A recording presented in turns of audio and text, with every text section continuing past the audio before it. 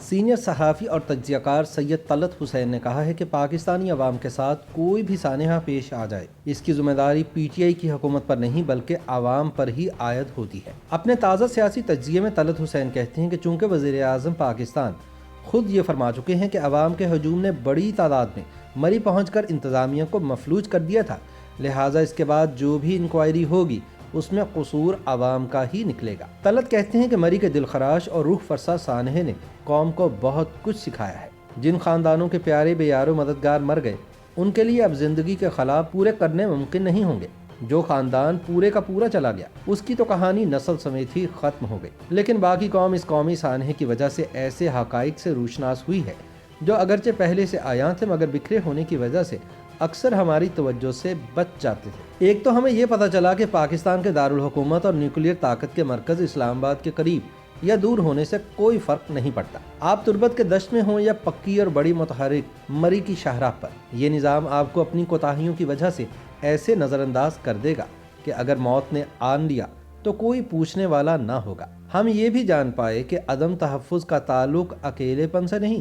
آپ ہزاروں لوگوں کی موجودگی میں عملی طور پر ان کی نظروں کے سامنے بھی اپنی جان سے ہاتھ دھو سکتے ہیں، اور وہ اس طرح کی بالشت پر دور گھر کے مقیم مزے کی نیند سو رہے ہوں اور حکومت کو چلانے والے صرف 80 کلومیٹر کے فاصلے پر برف باری اور عوام کی سیاحت کو اللہ کی رحمت اور اپنی کامیابی قرار دے رہے ہوں، اور صبح جب ٹھنڈے لاشیں آہنی کفن میں راہگیروں کی نشاندہی پر برآمد ہوں تو اس وقت حکومت کے سرکاری سوشل میڈیا پر اس عذاب، اس تباہی کی کوئی خبر نہ ہو، صرف یہ بتایا جا رہا ہو کہ سٹاک مارکیٹ میں کاروبار نے کتنی ترقی کی اور یہاں سے آنے والے منافع کا حجم کیا تھا۔ بقول طلعت حسین ایک اور بے رحمی کے بارے میں بھی پتہ چلا،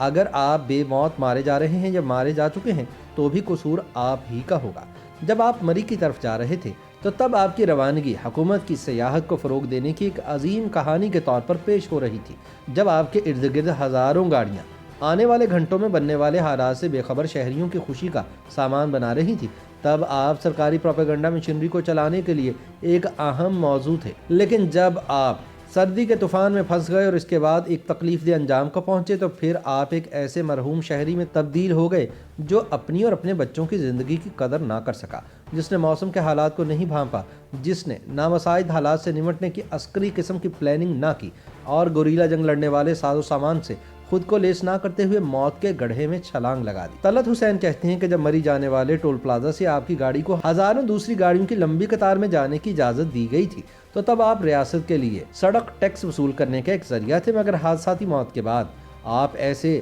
عاقبت نا اندیش شہری بن گئے جس نے زبردستی اپنی گاڑی مری جانے والے راستے پر ڈال کر خواہ ایک سانحے کو جنم دیا۔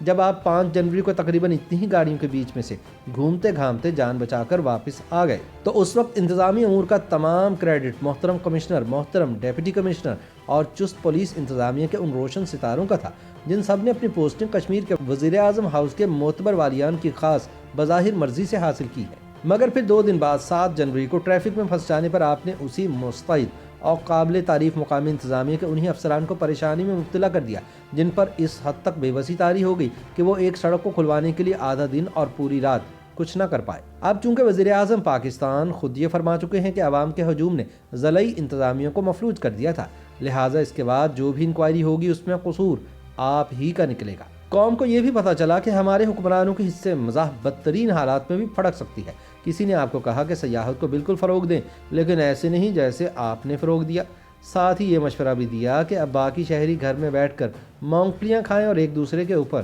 سنو سپرے کر کے برف باری سے ایسے ہی لطف اندوز ہوں جیسے معاشی ترقی کے خیالی پلاؤ سے وزراء آپ کے روزانہ پیٹ بھرتے ہیں۔ بقول طلعت حسین مری کے سانحے سے یہ بھی سمجھ میں آیا کہ آپ ٹھنڈ میں مریں یا گرمی میں، معیشت ڈوبے یا کشمیر ہاتھ سے پھسلے، اسلام آباد میں ترجیحات کا تعین ہو چکا ہے۔ یہاں پر توجہ صرف شہباز شریف کے خلاف نیا مقدمہ درج کرنے، اپنے سیاسی مخالفین کو طنز اور طعنے کے نشتروں سے چھلنی کرنے اور اگلے 5 سال حکومت کرنے کے عزم اور عہد کے علاوہ کوئی اور معاملہ اہمیت کا حامل نہیں۔ مگر سب سے بڑی اور پتے کی بات یہ معلوم ہوئی کہ اس ملک میں رہنے کے لیے آپ کو اپنا تمام بندوبست خود کرنا ہے۔ تعلیم، صحت، رزق، چھت، بجلی، پانی وغیرہ تو پہلے سے ہی آپ کی انفرادی ذمہ داری ہے۔ اب موسم کی تبدیلیوں سے اپنی جان پر پڑنے والے اثرات کو بھانپنا اور اس کا تجزیہ کرنا بھی इन जिम्मेदारियों में शामिल हो चुका है। अब आपको ये देखना होगा कि सड़क पर कदम रखते हुए आप किन खतरात से दोचार हो सकते हैं और इससे बचने के लिए आपके पास क्या तदाबीर और वसाइल हैं। हमारे साबिक इनकलाबी दोस्त एतजाज़ एहसन दुरुस्त कहते थे